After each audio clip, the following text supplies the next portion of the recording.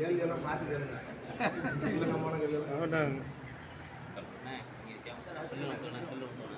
காலையிலேருந்து பிரச்சாரத்துக்கு போயிருக்காங்க. மக்கள் வந்து எது மாதிரியான கோரிக்கை நிறைய விஷயங்கள் வந்து சேங்ஷன் ஆகிருக்க ரோடாக இருக்கட்டும், இல்லை வாட்டர் ப்ராஜெக்டாக இருக்கட்டும், இல்லை பஸ் வசதியாக இருக்கும். இந்த 3 விஷயங்கள் தான் மேஜராக வந்து அவங்க கேட்குறாங்க. அதில் பாதி விஷயங்கள் வந்து இங்கே ஆல்ரெடி சேங்ஷன் ஆகிருக்கு. இப்போ இந்த வாட்டர் ப்ராஜெக்ட் பார்த்தீங்கன்னா, காவிரி குடிநீர் திட்டம் வந்து சுற்றி இருக்கிற ஒரு 80% வேலையை முடிஞ்சிருச்சு. ஹெட் ஒர்க்ஸ் மட்டும் தான் முடியல. அதனால் இன்னும் 2 மாதம் இல்லை 3 மாதத்துக்குள்ளார அந்த தண்ணி வந்துடும். டிரான்ஸ்போர்ட் எப்படின்னா, இன்றைக்கி வந்து நிறைய பஸ் ரூட், அதாவது ஆல்ரெடி 2 ரூட் இருக்குங்க. ஆனால் அவங்க 3ஆவதா 4ஆவதா எங்களுக்கு கொடுங்க, சாயங்காலம் போகிறது வரத்துக்கு பசங்களுக்கு வந்து ஈஸியாக இருக்கும் அப்படின்லாம் வந்து கேட்குறாங்க. ஸோ ஜென்ரலாக இதுதான் விஷயமா இருக்குது. ஆனால் அதில் தெளிவான விஷயம் என்னென்னா, மத்திய அரசாங்கம் வந்து ரொம்ப சூழ்ச்சி செய்து தமிழ்நாட்டுக்கு வர வேண்டிய பல காரியங்கள் வரலை அப்படிங்கிறது கிராமம் வரைக்கும் எல்லாத்துக்குமே தெரிஞ்சிருக்கு.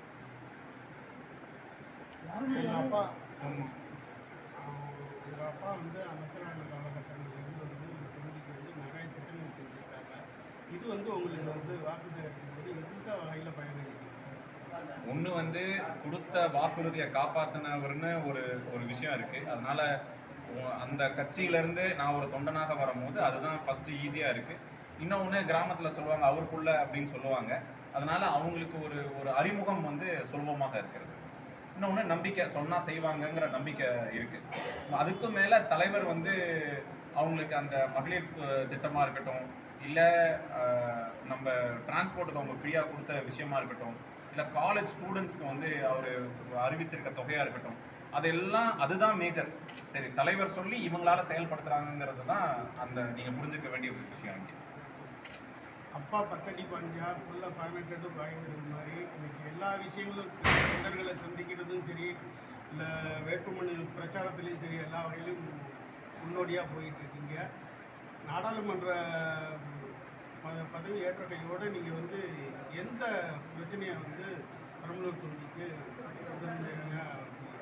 ஒரு சின்ன திருத்தம், நான் பாயறதோட எனக்கு சுற்றி இருக்க தொண்டர்களும் என்னை சுற்றி இருக்கிற இந்த அமைப்பும் தான் முக்கியமே தவிர, அதுதான் என்னை கொண்டு போய் பல தூரம் சேர்க்கிறதே தவிர, தனியாக நானும் தனி மனிதனாக இது ஒன்றும் நடந்துட போகிறது கிடையாது. அதனால் அவங்களோட உழைப்பு இருக்குது, அது இல்லாமல் நான் யாருமே கிடையாது. ஒன்று. 2வது கேட்ட கேள்விக்கு பார்த்தீங்கன்னா, 4 முக்கியமான விஷயம் ஃபோக்கஸ் பண்ணணும். ஒன்று வந்து விவசாயம். விவசாயத்தில் பார்த்தீங்கன்னா முக்கியமாக ஏரிகளையும் வாரிகளையும் தூர்வாரணும். அது வந்து ரொம்ப முக்கியமான ஒரு விஷயம்.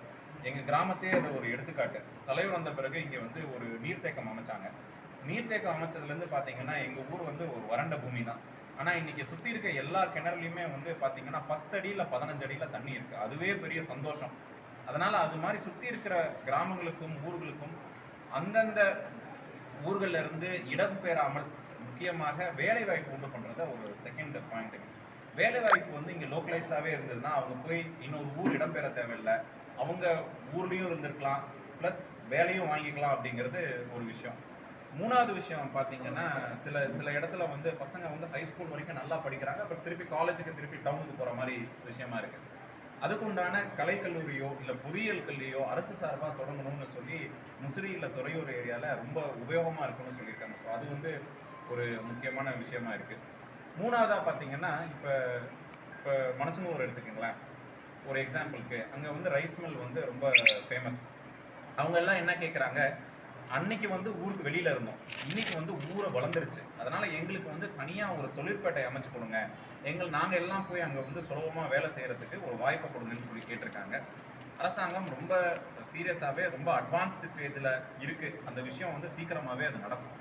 ஸோ எல்லா விஷயத்துலையும், படிப்புக்கு உண்டான விஷயத்துலையும் சரி, குழந்தைங்களுக்கு மகளிருக்கு உண்டான அவங்க முன்னேற விஷயமா இருந்தாலும் சரி, விவசாயத்துக்கு முன்னேற விஷயமா இருந்தாலும் சரி, தொழில் தொடங்குவதற்கும் வேலை வாய்ப்பு உண்டு பண்ணுற விஷயமா இருந்தாலும் சரி, இந்த 4 தான் கார்னர் ஸ்டோன். என்ன ஒரு விஷயம் பண்ணாலும் இந்த 4க்குள்ளார பண்ணாவே அடித்தட்ட மக்களுக்கு போய் சேருங்கிறது என்னோட நம்பிக்கை.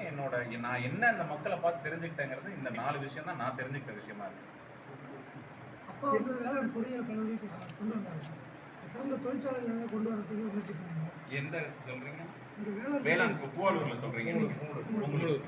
இப்போ இதுல என்ன விஷயம் இருக்குன்னாங்க, ஒரே தொழில் சார்ந்த இல்லை விவசாயத்தை மட்டும் சார்ந்த ஒரு விஷயமா கருதாமல் எந்த ஒரு தொழில்பேட்டை வந்தாலும் 4 விதவிதமான தொழில்கள் வந்தால் தான் ஒருத்தவங்க மெக்கானிக்கல் படித்தா மெக்கானிக்கல் போகலாம், இல்லை ஐடிஐ படித்து ப்ளம்பர் படிச்சிங்கன்னா ஃபிட்டிங் பண்ணலாம். விவசாயம் மட்டுமே சார்ந்து இல்லாமல் ஒரு கலந்த தொழிலாக தான் தரணுங்கிறது நம்பிக்கை. இன்னொன்று அதுதான் நல்லவும் வரும், எல்லா மக்களுக்கும் வேலையும் கிடைக்கும், எல்லா தரப்பட்ட மக்களும் வேலை செய்யலாங்கிறது அதுதான் அண்டர்ஸ்டாண்டிங்கும் கூட. எவ்வளோ வாக்குகள் வித்தியாசம் ஜெயிப்பீங்க? அது மக்கள் தான் சார் முடிவு பண்ணணும்.